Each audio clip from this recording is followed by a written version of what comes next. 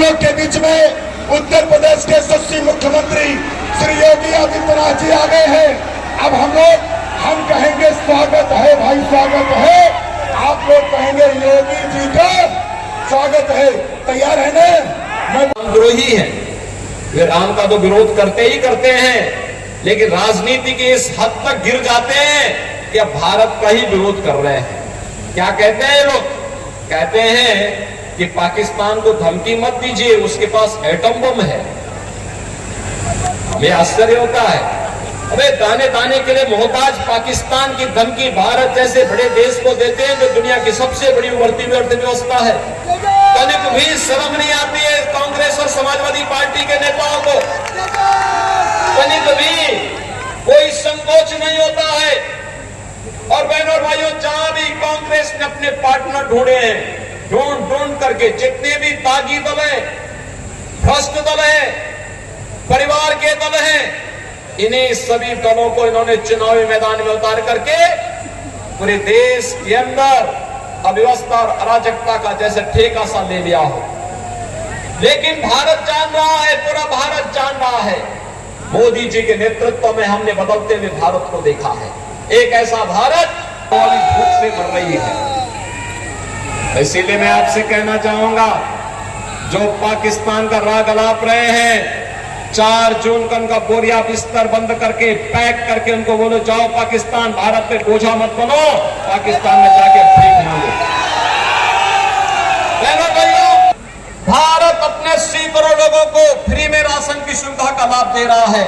दूसरी तरफ पाकिस्तान में भूख से बिलबिलाते पाकिस्तानी लोग आपके सामने हैं।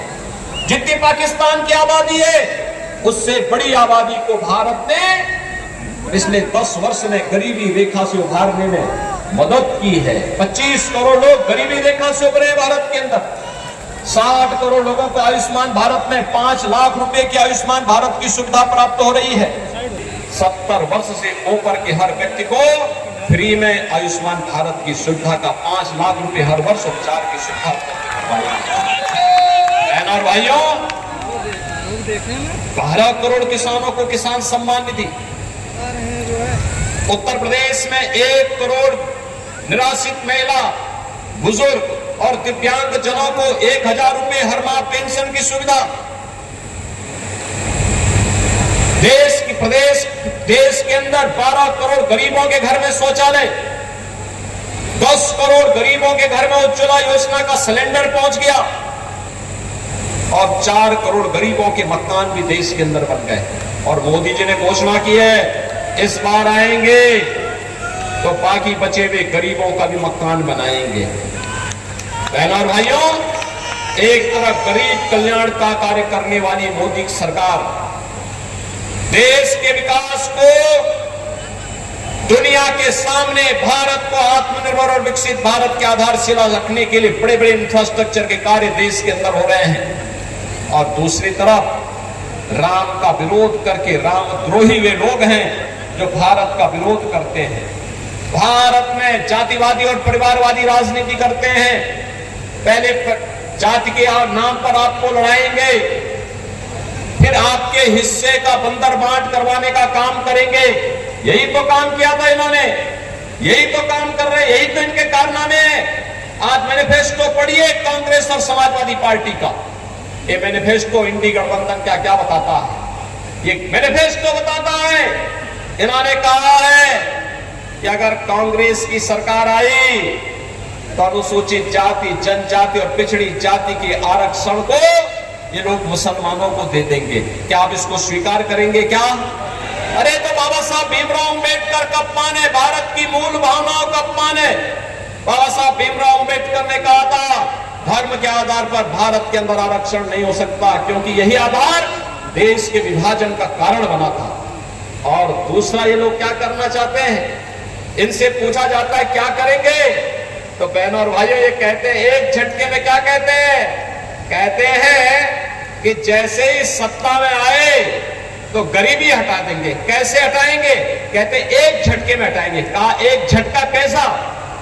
कहा साहब हम लोग ये करेंगे कि सभी लोगों की संपत्ति का सर्वे करवाएंगे, और संपत्ति का सर्वे करवाने के बाद इनके द्वारा कहा जाता है कि संपत्ति का सर्वे करवाने के बाद यह उस पे एक वरासत टैक्स लगाएंगे। वरासत टैक्स का मतलब आप जान रहे हैं, आपके बाप दादों ने, आपके ग्रैंडफादर ने, आपके फादर ने जो संपत्ति अर्जित करके आपको वरासत के रूप में दी है, इसमें से आधी संपत्ति ये कांग्रेस और समाजवादी पार्टी के लोग ले लेंगे। फिर ये पाकिस्तान बांग्लादेशी घुसपैठियों को, रोहिंग्या को बांटने का काम कर देंगे इसी संपत्ति को।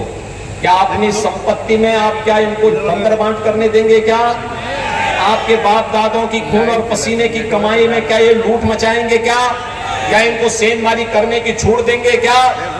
और दूसरा बहनों और भाइयों, मैं इसीलिए कहता हूं कि कांग्रेस और समाजवादी पार्टी के अंदर उनका घोषणा जो कहती है, वे कहती है कि हम वरासत टैक्स लगाएंगे।